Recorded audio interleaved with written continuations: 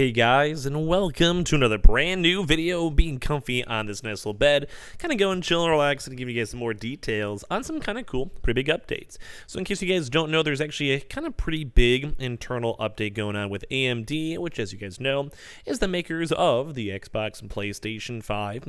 So they have this cool little thing popping on up over here in regards to making the games run better, making the games feel better, and kind of just going in depth of how they'll be making this temporal upscaling technology just a little bit nicer and a little bit chiller. So, if you guys don't fully know, this is just a lot of kind of stuff that's currently in the works, will be developed, will be better as time goes on, and we kind of actually had a really cool inside conversation that people had a chance to go and do for an interview to kind of see like what's going on in the future, and why this was actually made and all this stuff. So it's actually kind of a few kind of cool key concepts I want to go and talk about and chime into, because I just feel like, number one, it's nice to kind of see where these consoles are going in the future in terms of graphics, in terms of updates, in terms of just general like everything internally, and as well if it could be factoring into the PlayStation and Xbox, which it should in theory be all perfectly good for both of them and all that. And I'm also kind of a big person when it comes to all the internal information. I love seeing updates and upgrades, so I'm going to go talk about this quite a bit. And as well, if any of you guys are brand new, make sure you guys are subscribed with the notifications on, as well for the brand new PlayStation 5 giveaway. We do also have the Howl link down below for the $200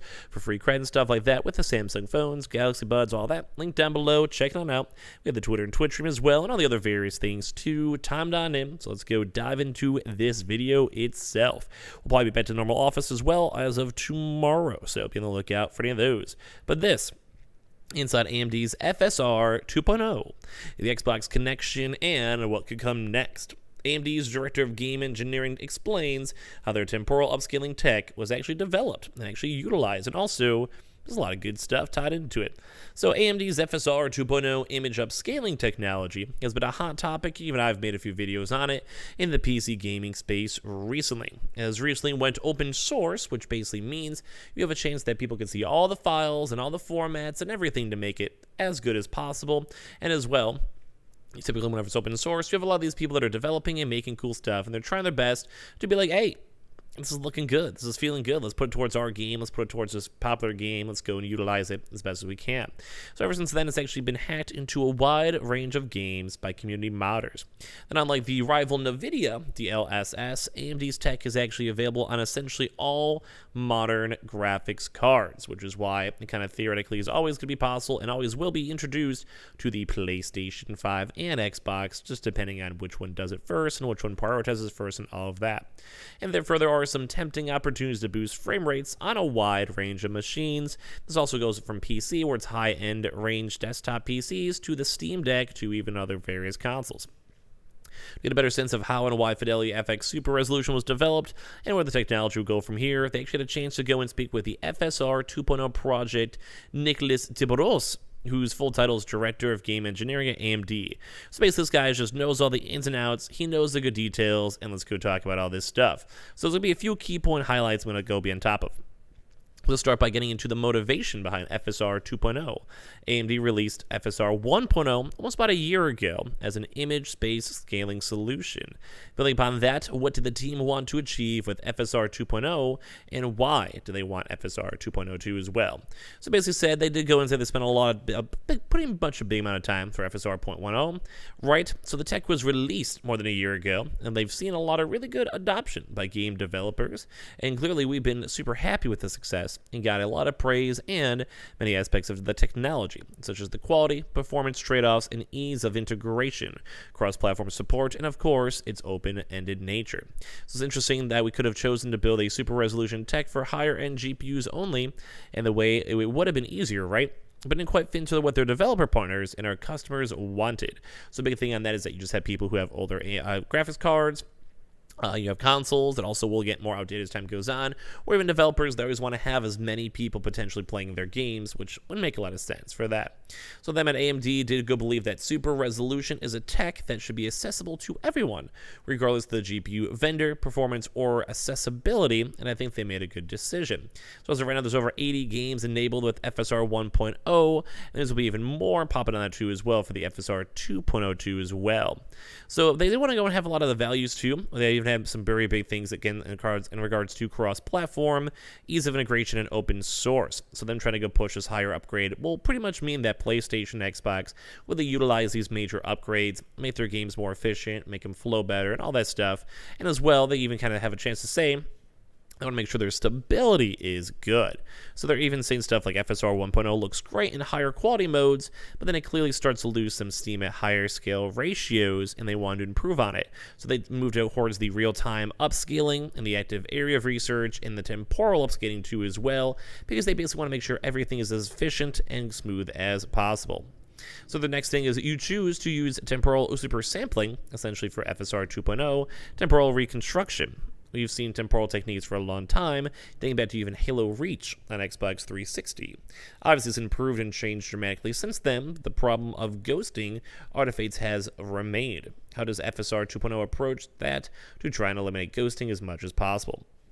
So too as well, they spent a little bit of time on the TAA because they think the temporal anti-aliasing is actually a great example of how the game development industry shares and collaborates, because they've seen, as you pointed out, that the TAA is now pretty ubiquitous among games today. So with TAA being a building block for temporal upscaling, I think it was important for AMD to get back to the community by releasing and documenting our own efforts in this area too as well.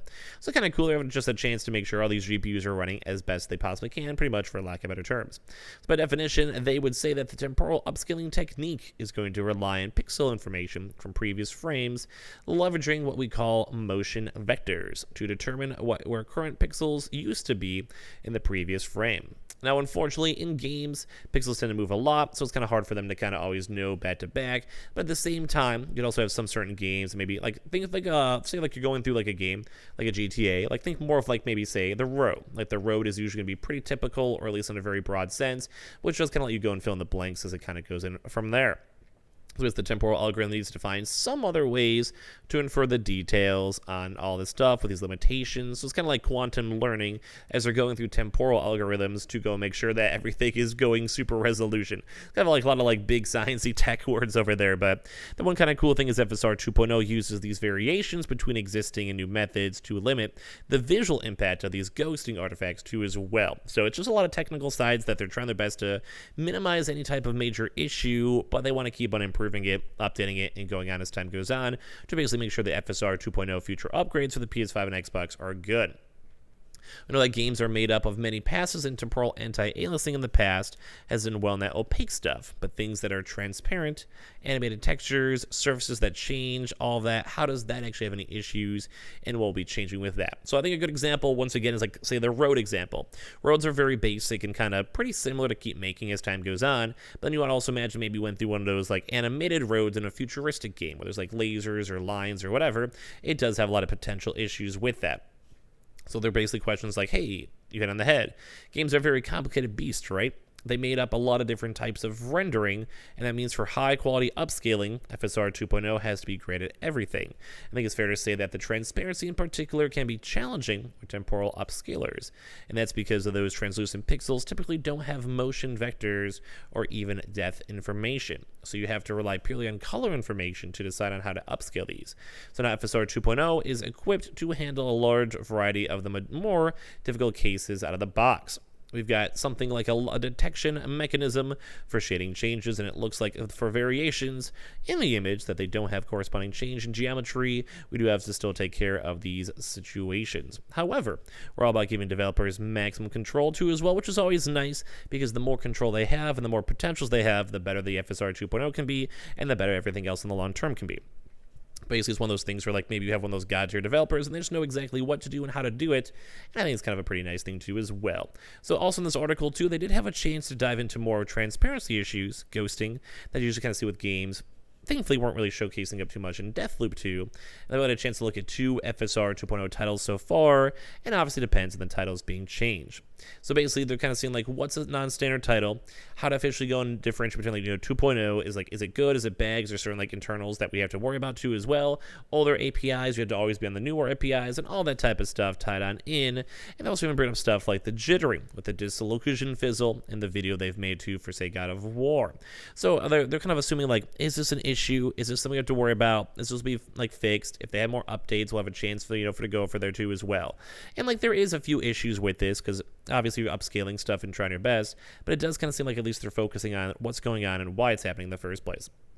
So even the response to is like, hey, you're trying to reconstruct a high quality signal from essentially a very limited set of inputs.